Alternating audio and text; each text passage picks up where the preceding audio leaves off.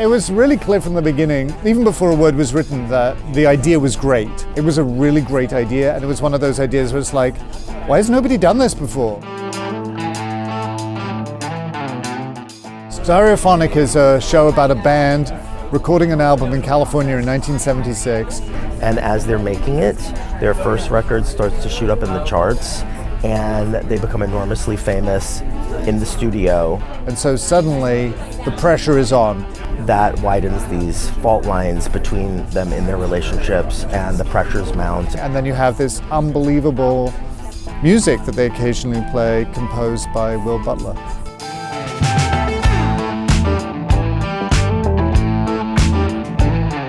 First off, you have to write a really good song, which is hard. So like step one, write a really good song, and then like write a better song than that. And then throw it out because it actually doesn't fit the scene. Like that's not what the scene is about. And then write another really good song, and then just repeat.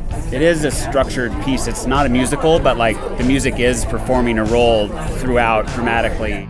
Got my ticket to the masquerade.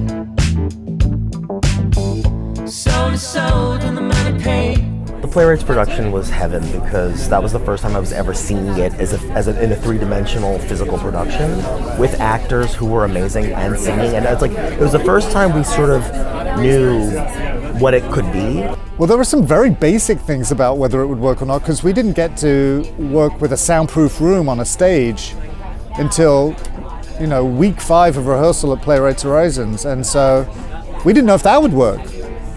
Like, what does it really mean for people to be in a soundproof room and having to mic that and have separate conversations happening in 2 rooms at the same time? There's this thing that I am really proud of. It's called mic proximity effect. And so we had all these microphones that were up like in the live room, and someone walks by it and they get louder and softer, and it's an absolute like documentary mess. And that just happened when we were in tech. We were like, oh, this is gonna sound like this now. We didn't have any idea that it would be like that, but that became a really cool thing of people yelling behind the glass, and then they come in the control room and they're yelling and you're hearing their voice. So that was a really cool thing to be a part of, which is kind of small to a lot of people, but for me, I was like, that's a really cool mistake, and I really like it. What the actors have to actually do over the course of 3 hours is really intense, and it's really physical, and even just like the taking off of the guitar and putting it on and doing this and then doing that, and then the wires in the wrong place, like making everything work in a way that felt seamless and that would not be distracting, even the way the shirts were cut, like everything. We had to adapt a lot of stuff, like increment by increment, basically based on what we were seeing as they were doing their physical tracks through the show. Because all the stuff is period that you see in front of you. It's not fake. It's literally 1970s gear. It is a real vintage console of the era, and the thing that's hilarious about it, I think it's a 24-channel console, and we got 6 channels to work.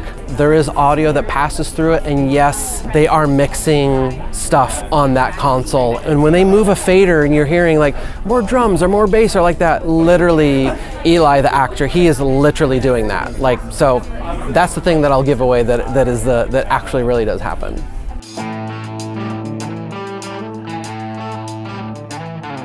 I just remember the first day when we went to the Golden Theater, I was surprised. I had never really thought any of my plays would go to Broadway. So when we went to the theater, all of us started to kind of tear up. I mean, including me. I got really emotional. He was really moved. It was cool. It's just like there's something about the history of it all and just feeling yourself as a part of a lineage that's very, very profound.